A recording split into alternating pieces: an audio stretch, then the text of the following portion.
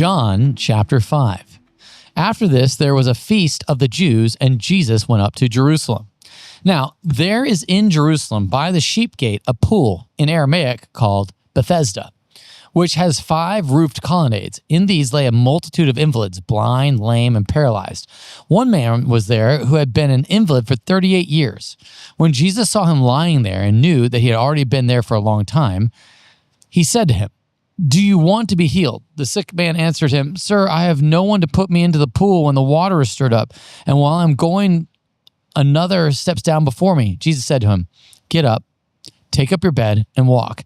And at once the man was healed, and he took up his bed and walked. Now that day was a Sabbath, so the Jews said to the man who had been healed, "It is a Sabbath. It is not lawful for you to take up your bed." But he answered them, "The man who healed me, that man said to me, 'Take up your bed and walk.'" They asked him, "Who is the man who said to you, 'Take up your bed and walk'?" Now the man who had been healed did not know who it was, for Jesus had withdrawn as there was a crowd in the place.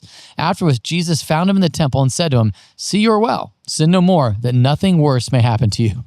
The man went away and told the Jews that it was Jesus who had healed him. And this was why the Jews were persecuting Jesus, because he was doing these things on the Sabbath.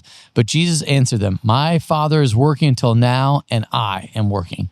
This is why the Jews were seeking all the more to kill him, because not only was he breaking the Sabbath, he was even calling God his own Father, making himself equal with God.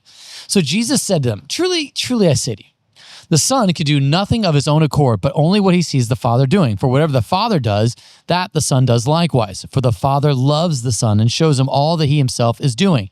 And greater works than these will he show him, so that you may marvel.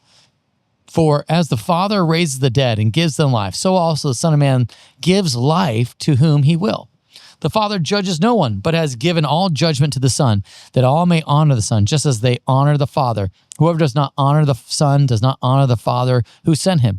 Truly, truly I say to you, whoever hears my word and believes him who sent me has eternal life. He does not come into judgment, but has passed from death to life. Truly, truly, I say to you, an hour is coming, is now here, when the dead will hear the voice of the Son of God, and those who hear will live. For as the Father has life in himself, so he has granted the Son also to have life in himself. And he has given him authority to execute judgment, because he is the Son of Man. Do not marvel at this, for an hour is coming when all who are in the tombs will hear his voice and come out, and those who have done good to the resurrection of life, and those who have done evil to the resurrection of judgment. I can do nothing on my own. As I hear, I judge, and my judgment is just, because I seek not my own will, but the will of him who sent me. If I alone bear witness about myself, my testimony is deemed not true. There is another who bears witness about me, and I know the testimony that he bears about me is true. You sent to John, he has borne witness to the truth. Not that the testimony that I receive is from man, but I say these things so that you may be saved. He was burning and shining lamp, and you were willing to rejoice for a while in his light. But the testimony that I have is greater than that of John. For the works that the Father has given me to accomplish, the very works that I am doing, bear witness about me that the Father has sent me.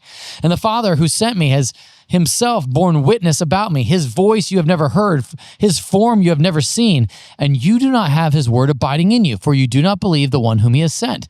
You search the scriptures because you think that in them you have eternal life, and it is they that bear witness about me. Yet you refuse to come to me, that you may have life.